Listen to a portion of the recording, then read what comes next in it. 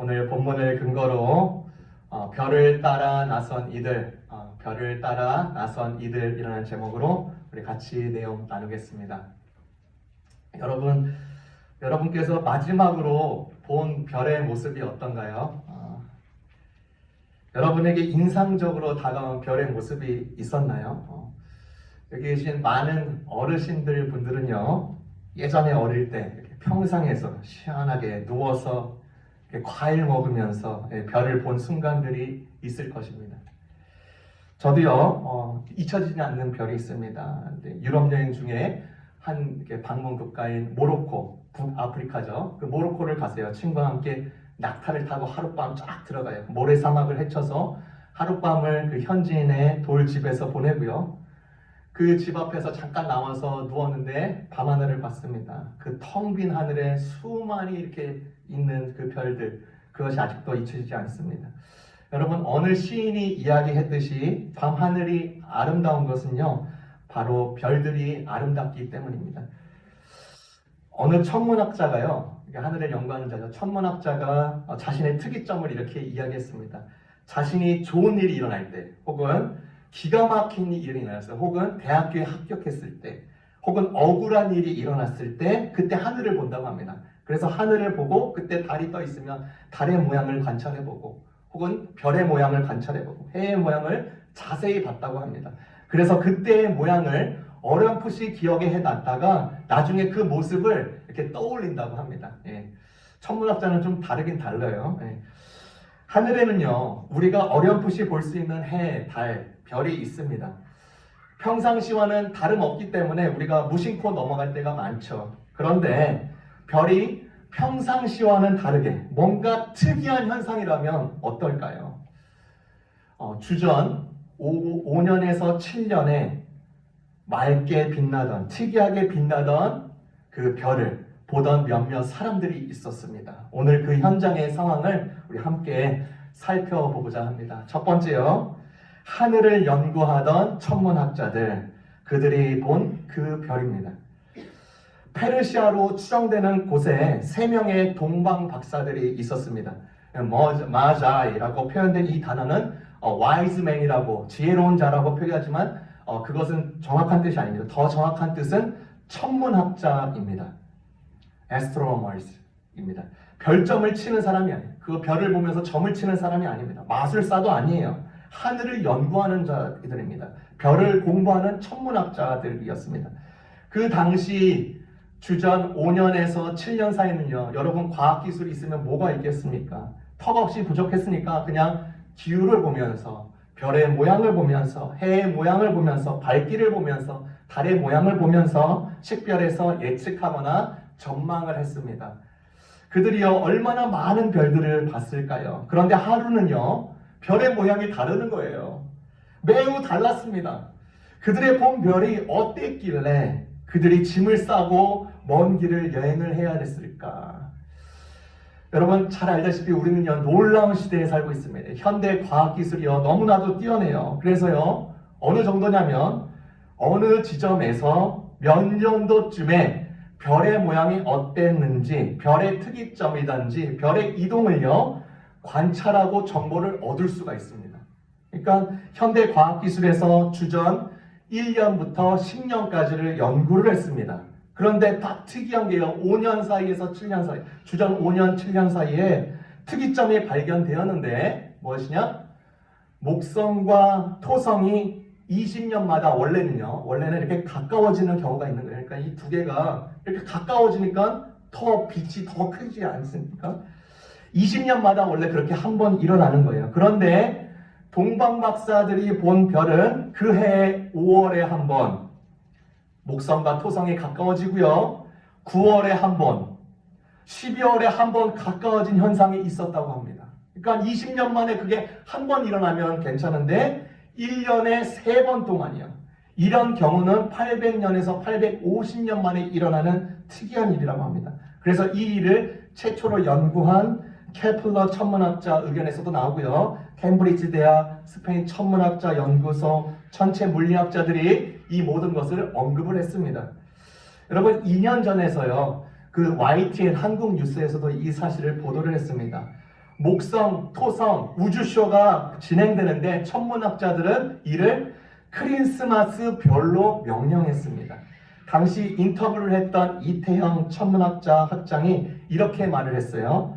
이번 목성과 토성 최근접 현상을 두고 크리스마스 별이라는 이름을 붙고 있습니다.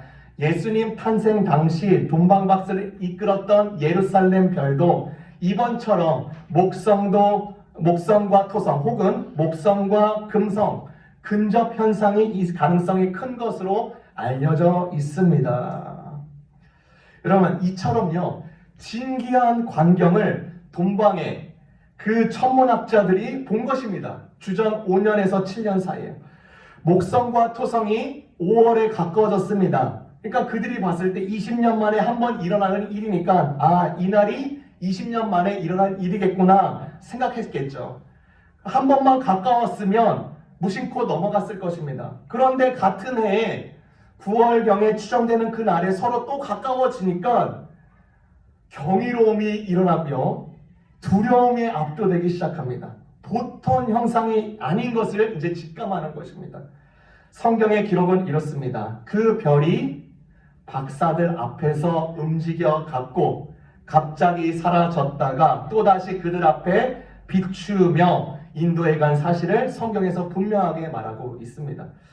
예전에요 이스라엘 백성들이 광야 생활을 할 때 우리가 잘 아는 구름 기둥, 불 기둥이 그들을 인도했듯이 박사들에게는 분명한 사인이 된 것입니다. 우리에게 주시는 하나님의 놀라운 메시지가 여기 있는 것입니다. 사람이 하나님에 대한 복음을 증거하지 못하더라도 하나님께서는 별들을 통하여서라도 영혼들을 그의 아들로 이끌 수 있다는 것입니다. 또 이렇게 두 번째로 우리가 같이 나누고 싶은 것은 그 별을 따라 왕을 맞으러 나간 그 천문학자들이라는 것입니다. 두 번째요, 그 별을 따라 왕을 맞으러 나선 천문학자들. 여러분, 이 천문학자들이 별을 봤는데 보통 별이 아니었고요, 현상도 신기하고요, 이 별은 그들의 마음을 움직였습니다. 하늘에서 육안으로 볼 수 있는 별이요 약 6,000개라고 합니다. 우리의 눈으로 볼 수 있는 게. 그런데 그 별은요 너무나도 판이하게 달랐습니다.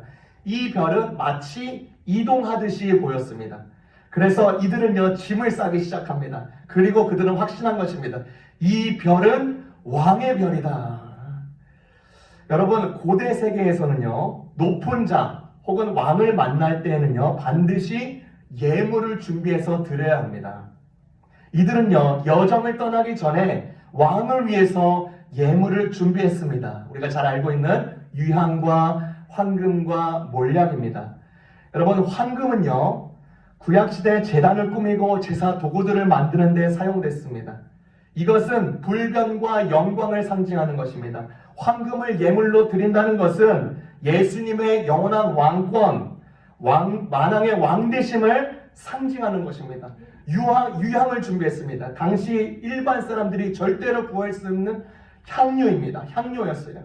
이 값진 향료는요 그리스도의 신성, 하나님 되심을 상징하는 것입니다. 그리고 마지막으로 몰약을 준비했습니다. 이 몰약은 마취제, 방부제로 사용하는 것입니다. 그리스도의 고난과 죽음과 부활을 상징하고 있는 것이죠.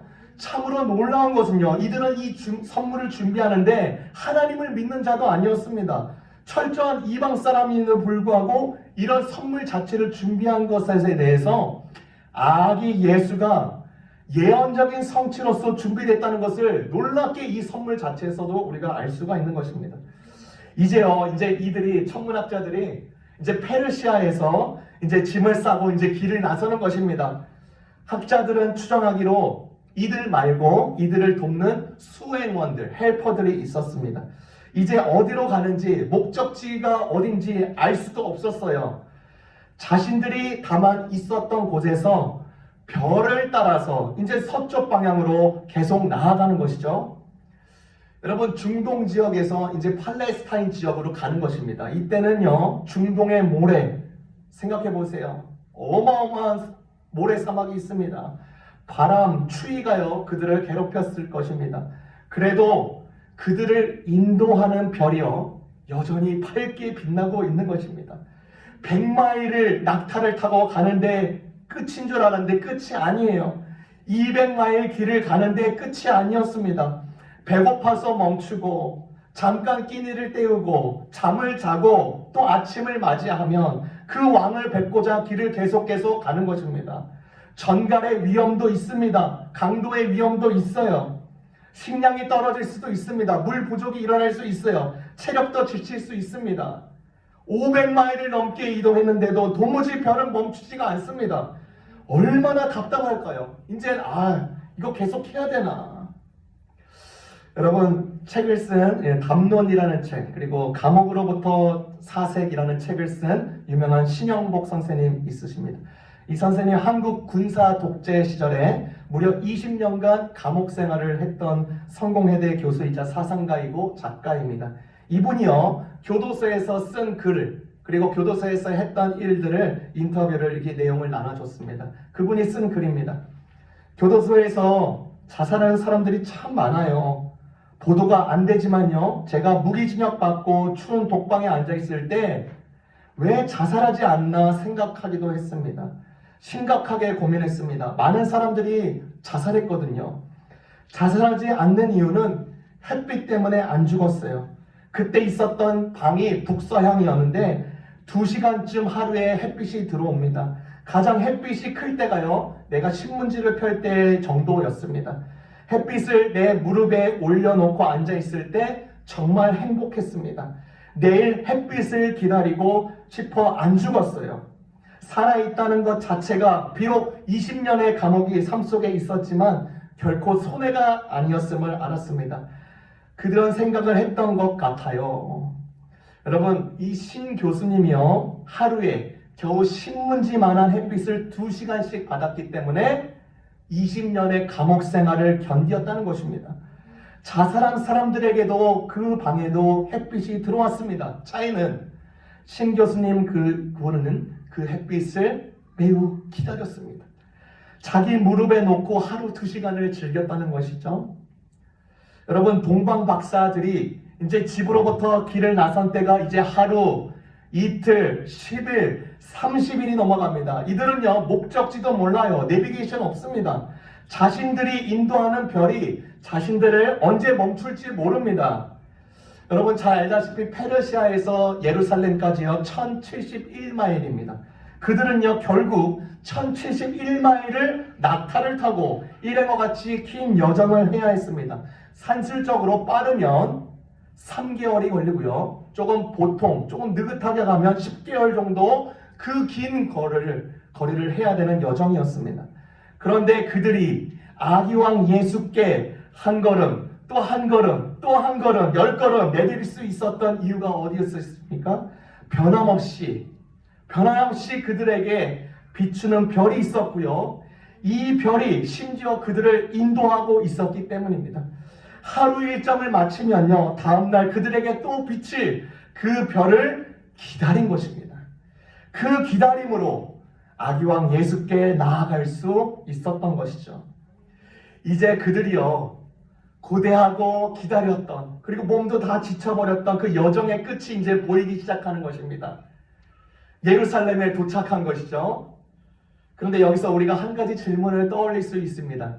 무엇이냐면, 왜 동방 박사는 바로 베들레헴으로 가지 않고 헤롯 왕에게 갔는가입니다. 그 이문열이라는 소설가 있죠. 이분이 사람의 아들이라는 소설을 썼는데 그 캐릭터 중에 민요섭이라는 캐릭터를 통해서 이런 멘트를 썼습니다. 구세주의 탄생을 축복하러 온 사람들이 생각 없이 헤롯에게 물어 구세주의 목숨까지 위험하게 했고 죄 없는 아이들을 죽이게 했다. 여러분, 이 소설을 쓴 이문열 작가는 이 글을 통해서 동방 박사들의 행동을 혹독하게 비판했습니다. 여러분 잘 알다시피 성경의 기록에는요, 그들을 인도했던 별의 모습이 잠깐 없어졌다라든지 잠깐 예루살렘에 멈췄다라는 이 말이 없습니다. 예루살렘까지 지역까지는 어떻게든 왔습니다. 이 동방 박사들과 자신을 돕는 수행원들과 헬퍼들이 잠시 머물거나 아니면 별이 다시 보일 때까지 기다려야만 했습니다. 여러분, 그때 당시 예루살렘은 로마의 식민 통치를 받고 있었습니다. 뛰어난 통치가 헤롯이라는 자가 그곳을 관장하고 있었습니다. 아무래도 동방 박사들은 그 지역의 수장, 국가 통치자들을 먼저 만나서 기가 막힌 소식을 전해주고 싶지 않았나 생각이 됩니다. 먼 길을 왔을 뿐만 아니라요, 기가 막힌 이 뉴스를 전달하면 그만큼 그들에게 대우를 받지 않았을까 추측도 해볼 수 있습니다. 그리고 그들은 헤롯 왕에게 가서 이렇게 말을 하는 것입니다. 유대인의 왕으로 태어나신 아이가 어디 있습니까? 이 말을 다르게 표현해 볼까요? 당신의 반란군의 대표자가 태어났는데 어디 있는지 아십니까? 이 말을 듣고 기분이 좋아할 사람이 어디 있겠습니까? 헤롯 왕에게는 기가 막힌 뉴스인 것입니다. 어서 그 반란군의 수장을 없애야겠다는 이 생각을 가질 수밖에 없는 것이죠. 그로 인해서 그 지역 일대에 두 살 아래에 있는 모든 유아들을 학살시켰습니다. 얼마나 잔인했는지요. 유대인 역사가 요세푸스의 글에도 나오고요. 그리고 넌 크리스찬 역사가가 그 역사학자였던 360년경에 마크로비우스라는 사람이 그 헤롯 왕의 행태를 이렇게 썼습니다. 헤롯의 아들이 되기보다는 헤롯의 돼지가 되는 게 낫겠다. 왜냐면요, 헤롯 자신의 아이들 3명을 죽였거든요. 그 정도로 잔인하고 악랄한 현장을 표현했던 것입니다. 동방 박사가요, 헤롯 왕을 찾아갔습니다. 어떤 연구자는 이를 두고 동방 박사의 헛발질이라고 표현을 했습니다. 여러분, 인간은요, 연약해서 사람들이 인정해주고 권력이 뭉쳐있고 주류가 형성되어 있는 그 곳에 가기를 원한다는 것입니다. 거기에 합류되거나 중심에 서기를 원한다는 것입니다. 베들레헴 시골보다는 그래도 예루살렘 도시가 그들에게 더 멋져 보입니다. 인구가 많은 곳이 더 훌륭해 보이고 화려해 보이는 것입니다. 우리도 마찬가지입니다. 성도로서의 높은 부르심이 있습니다. 삶의 목적이 있습니다. 그곳을 하루하루 걸어가다가도 내가 움켜잡고 싶고 잠깐 머물고 싶은 곳을 향해서 그곳에 가려고 합니다. 앞을 계속 바라보면서 가야 되는데 뒤돌아보면서 아쉬워합니다. 더 편한 것을 추구하려고 합니다. 인정을 받고요, 중심에 서려고 합니다. 동방 박사를 보면서 우리 자신을 잘 돌아보고 성찰할 필요가 있는 것입니다. 또 다시 질문으로 다시 돌아가세요. 왜 동방 박사는 헤롯 왕에게 갔는가? 여러분, 동방 박사의 헛발질이라고만 볼 수 없습니다. 왜냐하면 동방 박사가 헤롯 왕을 만남으로 인해서 주님의 임박한 탄생의 이 기가 막힌 소식에 대해서 열린 마음으로 맞이하는 자들을 위한 것과 동시에 그 소식에 대해서 닫힌 마음으로 거절하는 자들을 위한 것임을 드러내기 때문입니다. 헤롯과 그 주변의 종교 권력자, 신복들에게는요, 주님의 탄생의 소식은 심판의 메시지고요, 거부의 메시지고요, 환멸의 메시지인 것입니다. 주님이 이 땅에 오심과 그리고 다시 오심의 메시지는요, 주님을 받아들이는 자들만을 위한 메시지가 아닌 것입니다. 모든 인류를 위한 메시지인 것입니다. 예수를 거부하고요, 예수를 부인하고요, 예수를 죽이려는 모든 자들을 위한 메시지인 것입니다. 그것을 전달하기 위해서 동방 박사는 헤롯 왕에게 간 것입니다. 이렇게 말을 한 것이죠. 유대인의 왕으로 태어나신 아이가 어디 있습니까? 이 말을 다르게 표현하면 만왕의 왕으로 오신 이가 어디 있습니까? 헤롯이요, 이 얘기를 듣고 깜짝 놀래고 소동했다고 합니다. 예루살렘 전체가 소동할 정도로 소동한 것이. 그래서 이 박사들에게 청을 하는 것이죠. 베들레헴에서 나온다는 예언의 말씀이 있으니 한번 거리로 가보시오. 그리고 그를 찾으면 꼭 나를 다시 찾아 뵈러 오시오. 내가 그 아이께 경배하러 가겠소. 아기 예수를 처단하려는 심보입니다. 이제 박사들이요, 이제 왕의 말을, 헤롯 왕의 말을 듣고 이제 출발하려고 합니다. 그때 그때 동쪽 나라에서 보았던 바로 그 별이 박사들 앞에 나타났습니다. 9절을 함께 읽겠습니다. 9절입니다. 박사들이 왕의 말을 듣고 갈새 동방에서 보던 그 별이 문득 앞에 인도하여 가다가 악이 있는 곳으로 머물러 서 있는지라. 그들은요, 다시 별의 인도를 따라 베들레헴까지 6.2마일을 걸어갑니다. 그러다가 별이 멈추었어요. 그것은 왕이신 예수가 태어난 곳입니다. 마지막으로 같이 나눌 내용은요, 세 번째, 말씀 따라 되돌아간 천문학자들입니다. 말씀 따라 되돌아간 천문학자들. 이제요, 별이 멈춰있는 그 광경을 보자 천문학자들이 너무나 기뻐합니다. 너무나 기뻐해요. 영어 성경에 보니까 they were really overjoyed 라고 말을 합니다. overjoyed. 조이가 오버가 되는 거예요. 수없이 길었던 일정들, 목적지를 알지도 못했고 과연 이게 맞는 것인가 의구심도 들었는데 끝내 그 별의 종착점을 맞이하게 되니까 얼마나 기쁜지 모릅니다. 그들의 연구와 그들의 호기심, 깊은 호기심이 헛되지 않았습니다. 왕의 별 예수 그리스도를 베고 무릎을 꿇어 경배하고 보물함을 열어서 아기에게 유향과 황금과 모략을 예물로 드렸습니다. 이제 그들의 임무는 끝났습니다. 별의 비밀도 알았습니다. 그들의 깊은 경배의 마음도 다 전달해 드렸습니다. 다음날 그리고 며칠 뒤면 이제 떠날 채비를 다 준비했습니다. 그런데 잠에 들으려는 밤에 한 가지 이상한 꿈을 꿉니다. 이런 꿈의 내용이죠. 헤롯에게 돌아가지 마라. 헤롯 왕은요, 박사들에게 청하기를 그에게 돌아와서 아기가 태어난 곳을 알려달라고 청을 했습니다. 그런데 박사들은 이 꿈을 더 중하게 여겼습니다. 하나님의 꿈이었죠. 하나님의 분명한 말씀이었습니다. 여러분, 얼마 전 야구 선수 이정우 선수가 있습니다. 이정우 선수가요, 샌프란시스코 자이언츠와 이제 어마어마한 계약을 며칠 전에 맺었습니다. 이 선수는 우리가 더 잘 아는 이종범 선수의 아들입니다. 여러분, 이종범 선수는요, 현역 때 엄청난 선수였습니다. 레전드 중에 레전드입니다. 1번 타자로 나왔어요. 안타 치고 홈런 치고 도루하면서 명수비까지 하는 괴물 선수였습니다. 한 해에요, 도루 기록을 84개를 해서 별명이 바람의 아들입니다. 그래서 당시 유명한 감독인 금영영 감독이 이 선수에 대해서 이런 말을 했습니다.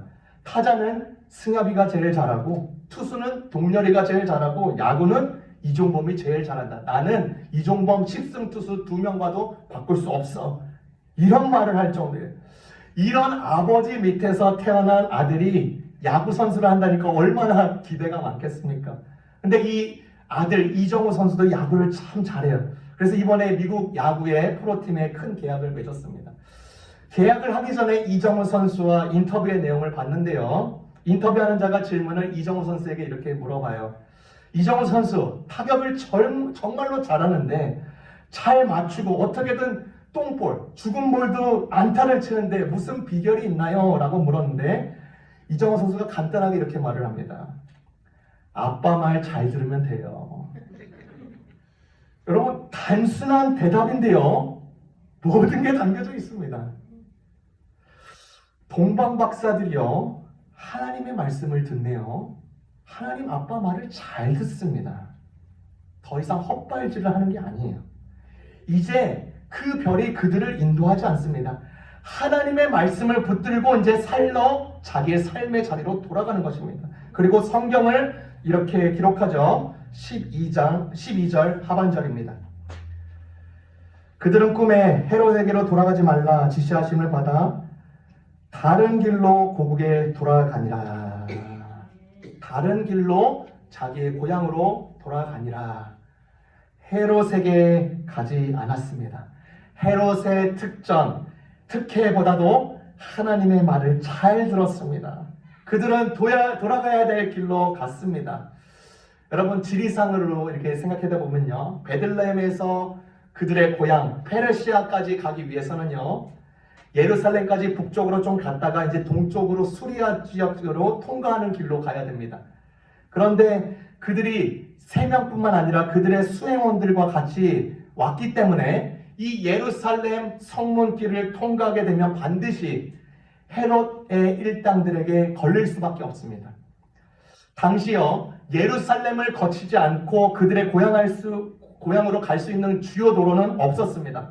그래서 학자들은 추측하기를 이들이 아마 베들레헴에서 남쪽에 있는 헤브론으로 갔다가 그 다음에 해안 지역에 있는 가자 지역을 딱 끼고 그 다음에 북쪽으로 방향을 틀은 것이죠. 그러니까 완벽한 우회로를 가는 것입니다. 그리고 나사렛과 가버나움을 통과해서 이제 다메섹으로 가는 것입니다. 이건 완전히 크고 완전히 더 오래 걸리고 더 큰 우회 길인 것입니다. 여러분, 이들이요 이제 하나님의 말씀을 붙잡고 삶의 자리로 되돌아갑니다. 그들이요 헤롯의 길을 통과하면 훨씬 쉽습니다. 훨씬 빠르게 집으로 돌아갈 수 있습니다. 헤롯에게 정보 제공으로 막대한 이득을 취할 수도 있었습니다. 그러나 하나님의 길은 뭔가 더 어려워 보입니다. 곡선입니다. 시간이 더 걸립니다. 그러나 아기 예수를 맞이했던 그 기다림이 이들의 기갓길에도 큰 힘이 되었고요, 기쁨이 되었고요, 참 생명이 되었습니다. 여러분, 주님의 성탄을 기념한 날이 이제 일주일 남았습니다. 동방박사들의 기다림과 별을 따르며 그리고 말씀을 따랐던 이들의 여정에 있었던 이 복이 우리 삶 가운데서도 계속 넘쳐나기를 주님의 이름으로 축원합니다. 기도하겠습니다.